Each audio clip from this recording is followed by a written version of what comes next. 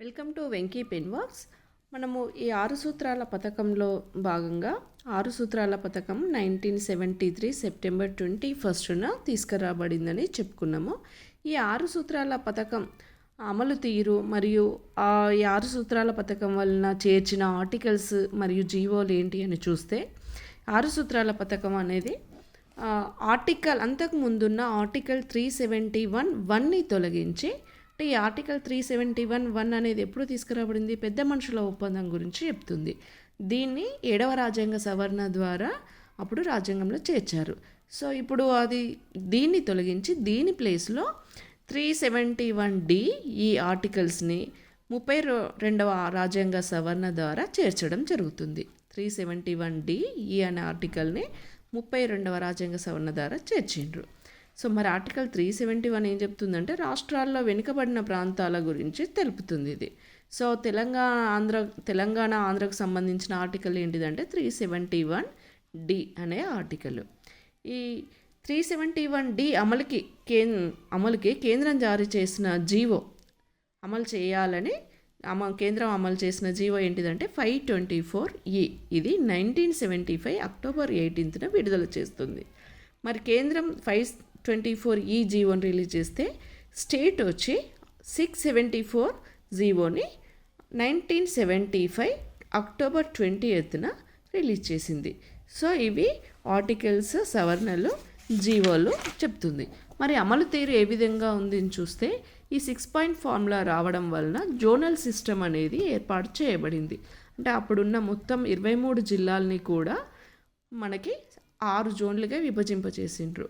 3 జోన్లేమో first 3 జోన్లేమో Kostandhra ప్రాంతానికి చెందింది, 4th zone ఏమో రాయలసీమ ప్రాంతానికి, ఇక 5th 6th జోన్ వచ్చి మన తెలంగాణ ప్రాంతానికి.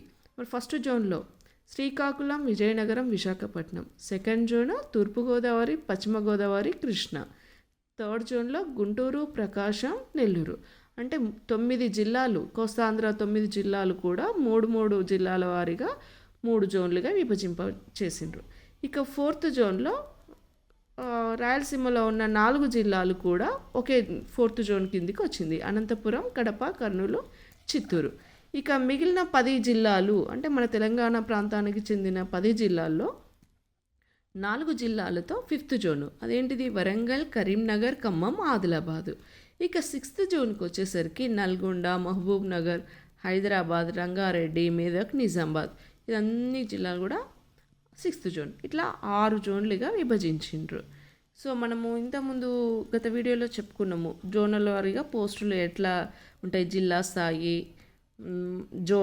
జోనల్ స్థాయి, మల్టీ జోనల్, స్టేట్ పోస్టులు ఏమేమి ఉంటాయి అని కూడా చెప్పుకున్నాము. సో ఇవి జోన్లు, 6 జోన్లు. ఇక సెకండ్ జరిగిన అమలు ఏంటిది? ఉద్యోగాల విభజన. ఈ ఉద్యోగాల విభజన అనేది ఏం చెప్తుంది? ఆర్టికల్ 371(d) అనేది చెప్తుంది. సో మరి ఇది ఉద్యోగాల విభజన ఎట్లా చేసిండ్రు? జిల్లా స్థాయి ఉద్యోగాలు, సో ఎల్డీసీ స్థాయి ఉద్యోగాలు, గ్రేడ్ 4 ఉద్యోగాలు, విఆర్ఓ, పంచాయతీ సెక్రటరీ, ఇవన్నీ కూడా జిల్లా స్థాయి ఉద్యోగాలుగా చెప్పిండ్రు. ఇక జోనల్ స్థాయి ఏంటి? ఎల్డీసీకి పై స్థాయి ఉద్యోగాలు, అవేంటి? ఎస్ఐ, డిప్టీ తహసీల్దార్, జేఎల్స్, ఇట్లాంటివన్నీ కూడా జోనల్ స్థాయి.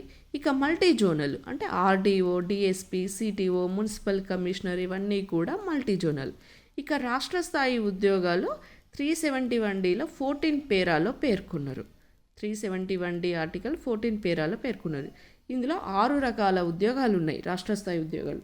అవేంటి అని చూస్తే ఏబిసిడి, 6 రకాలను ఎట్లా విభజించిండ్రు? ABCDEF అని. సో ఏ అనేది ఏం చెప్తుంది? రాష్ట్ర సచివాలయం. బి శాఖాధిపతి కార్యాలయాలు. సి రాష్ట్ర స్థాయి ఇతర కార్యాలయాలు. డి భారీ అభివృద్ధి ప్రాజెక్టులు, అంటే అవి ఎంత రేంజ్? 5 కోట్లకు పైబడిన పెట్టుబడి గలవి ప్రాజెక్టులు. ఇక ఈ ప్రత్యేక కార్యాలయాలు. ఎఫ్ అనేది హైదరాబాద్ పోలీస్ ఉద్యోగాలు. సో ఈ 6 రకాల ఉద్యోగాలు కూడా రాష్ట్ర స్థాయికి చెందినవని 371(d)లో 14 పేరాల్లో పేర్కొన్నారు. మరి ఇవి ఎట్లా డివైడ్ చేయాలి అంటే ఫేర్ షేర్ ద్వారా ఈ 3 ప్రాంతాలు, కోస్తాంధ్ర, రాయలసీమ, తెలంగాణ, 3 ప్రాంతాలను ఆంధ్రప్రదేశ్ రాష్ట్రంలో ఈ 3 ప్రాంతాలకి ఫేర్ షేర్ అంటే సమన్యాయ సూత్రం ద్వారా ఇవి ఉద్యోగాలు ఇవ్వాలి అని పేర్కొన్నారు. సమన్యాయం అంటే 3 ప్రాంతాల్లో, అంటే ఒక్కో ప్రాంతానికి ఒక్కొక్కటి ఇట్లా. సో మరి సమన్యాయ సూత్రం ఫేర్ షేర్ 1/3 పాటించడానికి వచ్చిన జీవో ఏంటిదంటే 728 జీవో. ఇది 1975 నవంబర్ 1న వచ్చింది. ఫేర్ షేర్ సమన్యాయ సూత్రం పాటించడానికి తీసుకొచ్చిన జీవో 728 జీవో. ఇది 1975 నవంబర్ 1న వచ్చింది.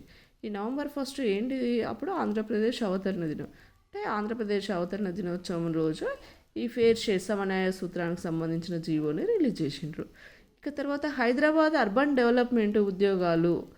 ఇది కూడా హైదరాబాద్ అర్బన్ డెవలప్మెంట్. అంటే ఇక్కడ చూడండి, హైదరాబాద్ అనేది మనకు 6th జోన్లో వస్తుంది. ఇది స్టేట్ క్యాపిటల్ సిటీ. సో దీంట్లో ఈ అర్బన్ డెవలప్మెంట్ ఉద్యోగాలు కూడా స్టేట్ పోస్టులని డివైడ్ చేసిండు. అంటే 728 జీవో కిందికే వస్తాయి. అంటే ఇక్కడ హైదరాబాదు, రంగారెడ్డి, మెదక్ ఈ 3 జిల్లాలకు ప్రాంతాల 3 జిల్లాలకు చెందిన ఈ అర్బన్ డెవలప్మెంట్ ఉద్యోగాలు కూడా 728 జీవో కిందికే వస్తాయని చెప్పిండ్రు. ఇక 729 జీవో వస్తే హైదరాబాద్ జిల్లా 6వ జోన్లో భాగమే అని చెప్తుంది. హైదరాబాద్ జిల్లా 6వ జోన్లో భాగమే. మనము 6th జోన్లో చెప్పుకున్నాము హైదరాబాద్ ఉంటుందని. సో 729 జీవో 6వ జోన్లో అంటుంది. కానీ ఆంధ్ర వాళ్ళు ఏమంటారు, ఆ హైదరాబాదు క్యాపిటల్ సిటీ కాబట్టి ఆ హైదరాబాద్ని వదిలేసి మిగిలిన జిల్లాలు మాత్రమే 6వ జోను. హైదరాబాద్ కాదు, అది ఫ్రీ జోన్, అంటే ఎవరికైనా వర్తిస్తుంది 3 ప్రాంతాలకి. లేదా సిటీ జోన్ అని 7వ జోన్ అని కూడా వాళ్ళు చెప్పిండ్రు. సో ఇట్లా మనకి ఈ అమలు చేసినవి అయితే, అంటే 6 పాయింట్ ఫార్ములా ద్వారా ఏర్పడిన జోనల్ సిస్టము, ఉద్యోగాల విభజన, వచ్చిన జీవోలు అవేంటి అనేది ఉన్నది.